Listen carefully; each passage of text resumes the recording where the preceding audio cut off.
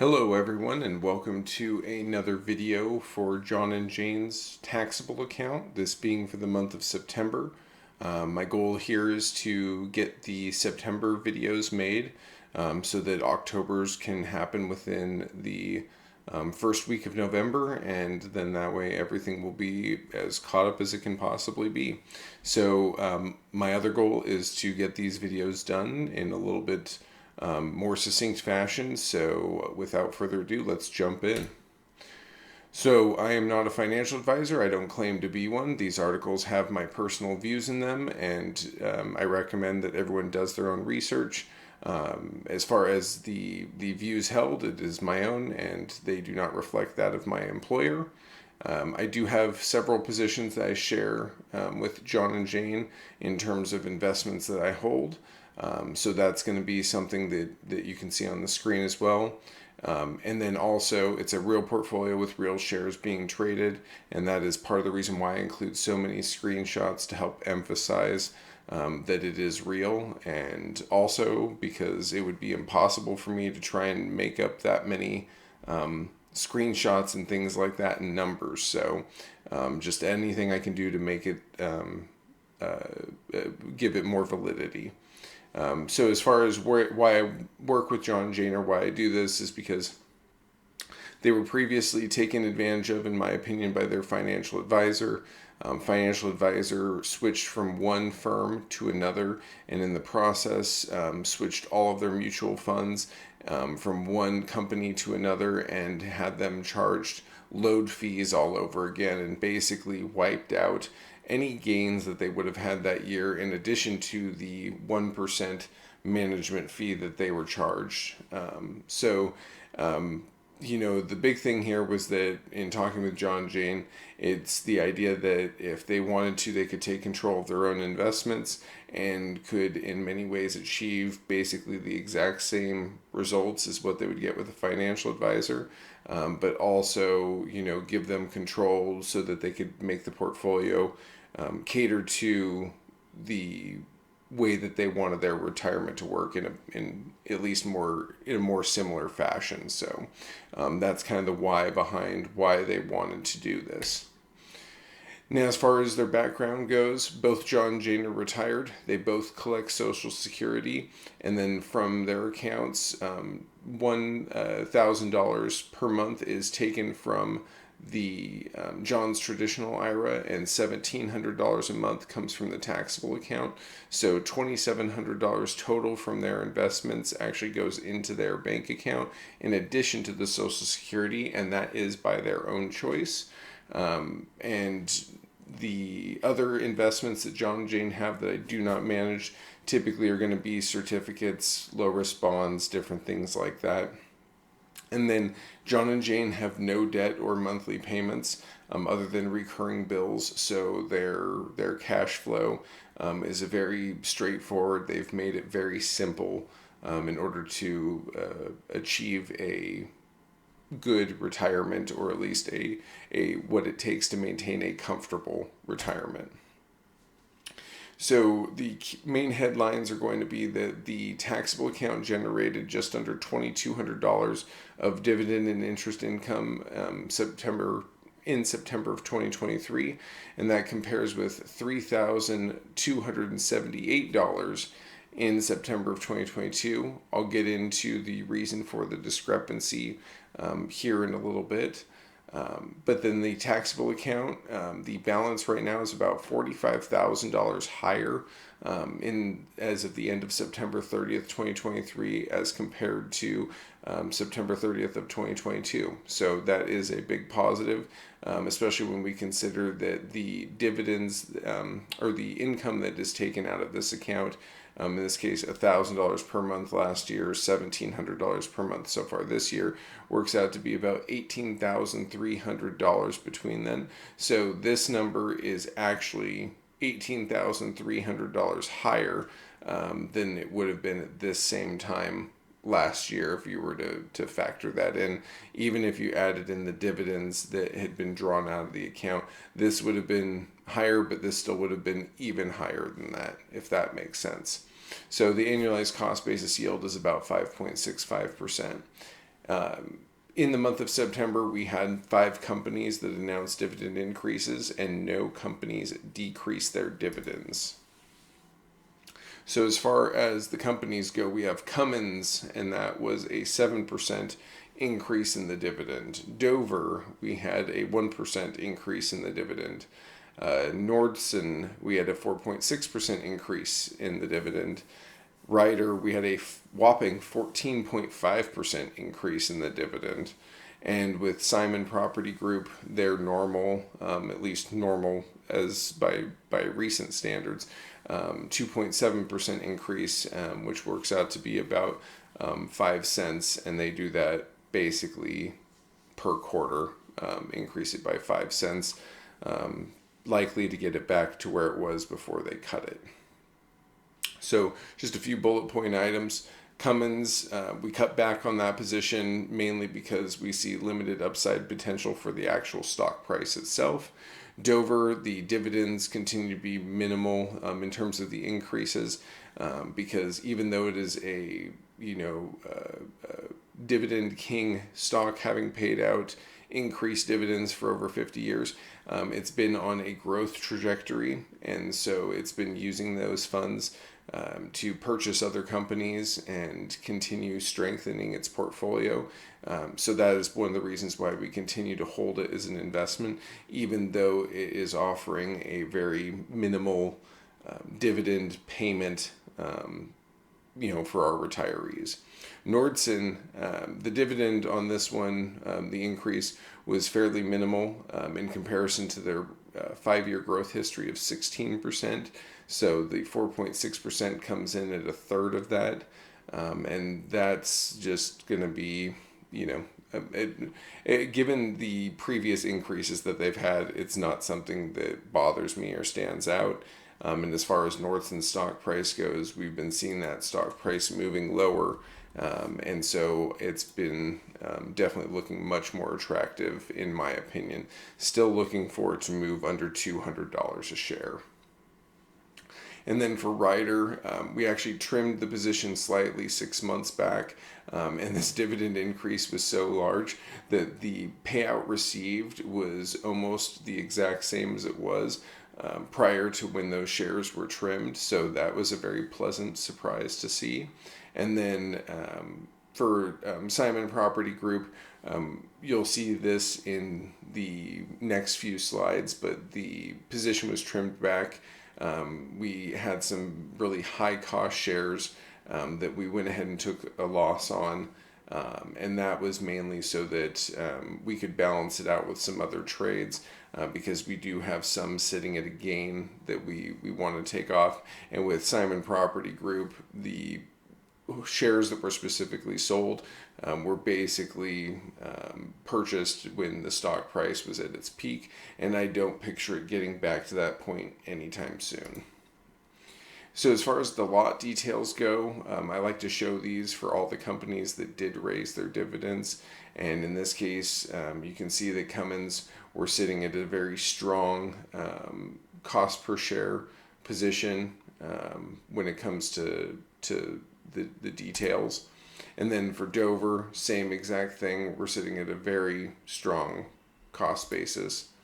Nordson, you can see here that we've previously purchased the shares at about $210 each. We did get lucky and got some under $200 a share, and that is part of the reason why I say if it moves under $200 a share, then that is considered an excellent time, in my opinion, to buy Nordson. I think Nordson's an excellent company. And then for Ryder System, you can see that this position's gone back many years ago, and we were able to build up a pretty strong cost basis position here, seeing at almost 100% gain loss, and so that's going to be something that we continue to hold. Stock's performing quite well. Company has very bright outlook. And then for Simon Property Group, again, we didn't see the stock price moving back up into the range where the shares had been purchased at. You can see that we still have some higher cost basis shares here, but that position is much smaller than what it was before. And now we have the cost basis shares that we purchased basically at their low point during COVID. So this is going to be sitting at a gain right now, whereas prior to the sale, I believe that we would have been closer to about a break even overall. And then for the trades, on here we have Helmerich and Payne. So those shares were sold because they were also a very high cost basis, purchased basically at their peak price before things fell. So we went ahead and we took the loss on that as well in order to balance it out. For Arbor Realty, we were able to take a pretty sizable gain on this one. The 250 shares that we got rid of were specifically because they were the highest cost basis shares, and the lower cost basis shares, we've decided to keep those. But Arbor Realty is essentially a bridge loan, like it's short-term funding for large projects. Pretty complicated business model, but a high degree of leverage gets used. And the thing is that, years ago, we bought shares of this back when it was deeply unpopular. Now it's kind of gained some traction, become a little bit more mainstream. But with things slowing down and some of the stuff I'll talk about at the end of the video, I think that Arbor Realty is there's a better opportunity coming up to be able to buy shares, and I see too much downside potential for the stock. And then for Clorox, we went ahead and we just sold the remaining position that we had. This was actually sold, luckily, right before that cyber attack took place. So we were able to sell it at a pretty reasonable gain. And Clorox, it's just not been performing very well. It's just the outlook for Clorox does not really look that great. And there's even talk potentially of a dividend cut coming due to the impact on, or the after like kind of the post-COVID stuff, it's not as profitable basically as what it appeared to be. So at its peak during COVID, Clorox was over $200 a share, and now it's cut down to half of that. And considering that its business model hasn't changed, it's not like some of these other companies where we can understand why their share price has been cut in half. So for the realized gain loss during the month of September, this will show you here that, again, for Arbor Realty, we were able to walk away with a pretty sizable gain. And then for Clorox, we were able to walk away in the positive. And then as far as Helmerich and Payne goes, you can see that this was here to about offset these right here. But we still ended with a slight gain in this account. But even with that, when we get to the next slide, we can see that on the year-to-date basis, John Jane's account is actually sitting at the negative right now. So that is intentional. We're looking to take some of the shares that are sitting at a gain off the table. More than likely, I'm going to be selling some of Apple stock in order to pad the cash in the account. Specifically, what we're doing is we're looking at selling shares of companies that don't necessarily have a very strong dividend, and by very strong dividend I mean by the yield associated with the stock isn't very high, because also if we can take those funds, move into a CD, we can continue to boost their income. So the thing is that Apple stock, I just don't see it moving terribly higher from here. I see much more potential for downside in the stock than I do for upside. So taking some off the table with how large a position we have already, it just, to me, in John and Jane, it makes good sense. So the so far in this year, and it's too large of a screenshot for me to show, but the large losses in the taxable account have come from AT&T, VF Corp, Simon Property Group, Helmerich and Payne, and Verizon, and the sale of those all exceeded $1,000 in negative impact in the taxable account. And then as far as the gains go, for Iron Mountain and then Arbor Realty, those were the two that all exceeded $1,000. But most of the trades that were made resulted in gains or losses of a few $100s to the negative or the positive. And this just goes back to the strategy of rebalancing the portfolio and being conscientious of the taxable impact associated with this part of John and Jane's portfolio. So as far as the September comparison goes, I forgot to put necessarily any notable changes over here. A lot of it's going to be the same, like in this case, EAFAX. We can see that the increase, there. We can even see that there's been the increase in Archer Daniels Midland. But the big thing here is going to be for this is Old Republic International, the insurance company, and then you can see over here the dividend. The difference here being $1,000 was the special dividend that was paid. They are known for paying out special dividends on a regular basis when things are going well, especially when real estate has been going well because of their the title related stuff that they do. I'm drawing a blank on the actual name of that division. I think it's First Republic. But anyway, outside of that, there's not a ton of difference. We can see that the dividend from Rio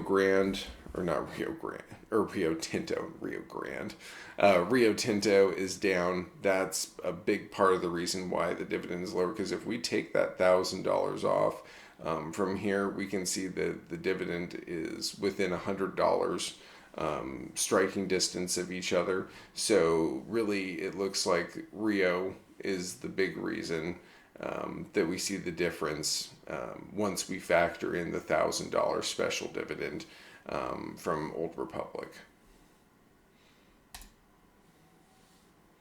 And then for the year-over-year full comparison, the dividend estimated increase year-over-year actually dropped from 4.1% in August down to 3.2% in September. So it looks like I had too much estimated as far as the income goes in September, and so when I adjusted that down, that was the reason for that to drop. But we can still see that year over year we're looking at $1,850 of monthly income generated in the taxable portfolio.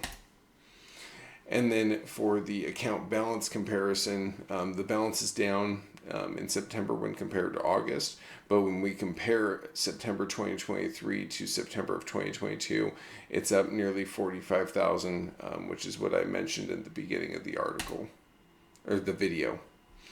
And then for the 6-year comparison here, obviously we can see that it's been increasing over time. We did see it peak here in 2019, but then take a large hit in 2020. I'm guessing that is likely due to COVID, but maybe some dividend pay date shifts. Maybe they shifted some things into the next year. That would make more sense because we can see that it bounced back to basically the same levels as it was in 2019 in 2021. But then we see the $1,000 special dividend that was issued, and then now here we are. So all things considered, for the month of September, things are on track. Nothing's out of line from really what expectations would be. And then for the cash balance in the account, this is where we start seeing some things making changes. We can see that it has reached its, at least at this point, a high of 36,500. And so that is more than double where the low point was in 2023. And that just goes back to what I've been saying about moving, selling more shares, moving more to cash. But remember, with the taxable account, I do have to be more cautious about that, because every time we're selling something, anything that we're gaining or losing is going to be a taxable consequence that John and Jane have to experience when they file their 2023 taxes. And the goal is to just make sure that if we're going to have them paying taxes on these the funds that are traded in this, that we need to make sure it's worth their while. The other thing about the cash balances is that right now it does not reflect the 2 CDs that are held. Each one is $15,000 for a grand total of $30,000. So basically, at the end of September, there was a grand total of about $66,000 of cash and really short-term funds like those held in the CDs. And as far as the unrealized gain loss goes, we can see that the drop here that occurred, again, to be expected with the trend that we've been seeing with the market. And then I just went ahead and added this just to make sure I'm really emphasizing this point throughout the video. I probably repeat myself plenty on it, but we are very, very diligent about what is bought and sold in the taxable account because of the consequences, or the tax consequences, with John and Jane. And then the withdrawals comparison. So this one I found pretty interesting when we kind of add some additional analysis into it. No funds have been added to the taxable account in years. But if we were to factor in the withdrawals back into the balance, and to kind of figure out what is the true return of the account, the balance in the account would be $18,300 higher than it currently is, because that represents $3,000 of dividends for the end of 2022. That's October, November, and December. And then for 2023, the $1,700 per month through the month of September. That's where we get the grand total of $18,300 from. And just for an additional thought, if that $18,300 had been reinvested into a 5% yield CD, it would generate almost $1,000 of additional annual income. So that's another thing that is, granted, I know that there's timing issues with these $1,700 taken out, but the idea here is just to think about, by reinvesting those funds, you can generate, especially now that yields are higher on CDs, you can generate a lot of income much more quickly than you could, say, even a year, 2 years ago, back when CDs were basically paying 2%. So that's something that I think it's important for investors to be aware of. And as far as the current gain loss goes, you can see that the second CD that was purchased, that we still haven't received the dividends from that should start in the month of October. But as I always say, it's the most important table because it shows the good and the bad. There's going to be people that make outlandish claims about how much money they're making, or about trades where they've just made bank on them. And when you look at this table, I think the most important thing to take away is that this is the time to remind yourself why you would go with a dividend growth model. Okay, so even though we've been seeing the gain losses dropping, this is down, good $40,000-$50,000 from kind of its peak. But the thing is that at the end of the day, that really doesn't matter a whole heck of a lot, because as long as the investments that you have here are sound, and as long as they're generating dividends, then you really don't have to care what the value of those shares are, or care that your account balance is down. And I think that's something that too many retirees get lost in, or get hung up on, is the account balance that they have, when what they should be doing is focusing on the cash flow generated by the investments that they have. So in this case, you can see that the dividend, or the portfolio moving forward for dividends and interest, and this not even factoring in what's going to be earned from this CD, is sitting at $22,300. So of income. So regardless of how much of these numbers fluctuate here, as long as no dividends are cut, then this is what they're looking at moving forward. All right, so for the conclusion, in my job, I get some insight into some pretty interesting things. And one of the things that I was thinking about as I, put all of this together, is that in my opinion, the cracks in the economy are showing, and I just can't tell if people are ignoring the writing on the wall, or if they're still just high on things like employment figures, which, by the way, are utter BS anyway. It's the what you can't attribute to malice, you can. I'm trying to remember that quote. I think it's what you can't attribute to malice, you can attribute to stupidity. And in this case, when I look at the number of factors that are going on, it's just, to me, it's inevitable that the crash is going to happen. So things like the auto loan delinquency rates are higher than they were during the financial crisis in 2008. That's definitely a bad sign. And those autos are what people are going to use to get to work. And if those people don't have those autos, and then they have a mortgage, they won't be able to afford their mortgage, because they won't be able to get to work, right? It's kind of a domino effect type situation. But with 30-year mortgage rates now exceeding 8%, combined with the fact that homes are selling for unaffordable prices. I was reading an article that said this is like the first time in a very, very long time where it actually made sense to rent, that you literally should not buy a home. And that's pretty bad. This last bullet point, kind of an interesting concept that I heard from a podcast that I was listening to. But basically, we have two ways we can go. There's a lot of people, I imagine the current administration, that would love to see interest rates go down. Interest rates go down, meaning that it's going to likely cause the stock market to move up, and the housing prices to maintain high, because you're going to see mortgage rates drop. So that's the scenario that we don't want to have happen.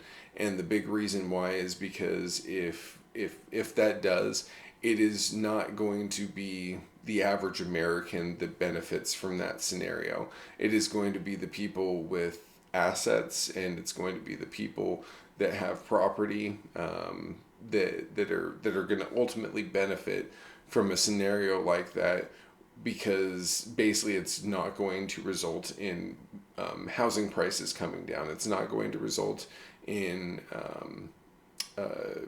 more people defaulting on their cars. It's going to encourage all of the bad things that led us to where we got to right now, which is mortgages, or housing prices being too high, car prices being too high, and then factored in with the interest rates that are associated with those. And then, not to even mention, I forgot to add another bullet point about the cost of insurance skyrocketing. It's just that the average person right now is struggling very bad. So if the average person is struggling, then eventually that is going to have negative consequences down the line for those who are wealthy as well. But raising the rates, the reason why that's going to help is because it's basically going to force housing to come down. It's not going to be something that happens overnight, not even going to be something that happens in a year. It's going to take a couple years for something like that to take place.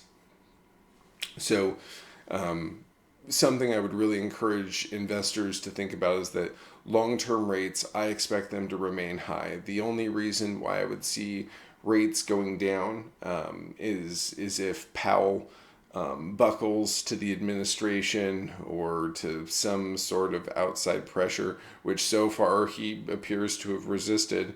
And with as much criticism as that man lives with on a daily basis, I would be, I don't know, I guess I would be surprised if he dropped the rates. But if he did drop the rates,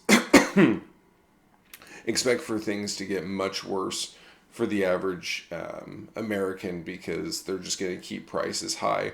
And we're basically not going to go through the hard times that we have been putting off for a very long time. So that's my 2 cents. Those are my thoughts on kind of where things are going.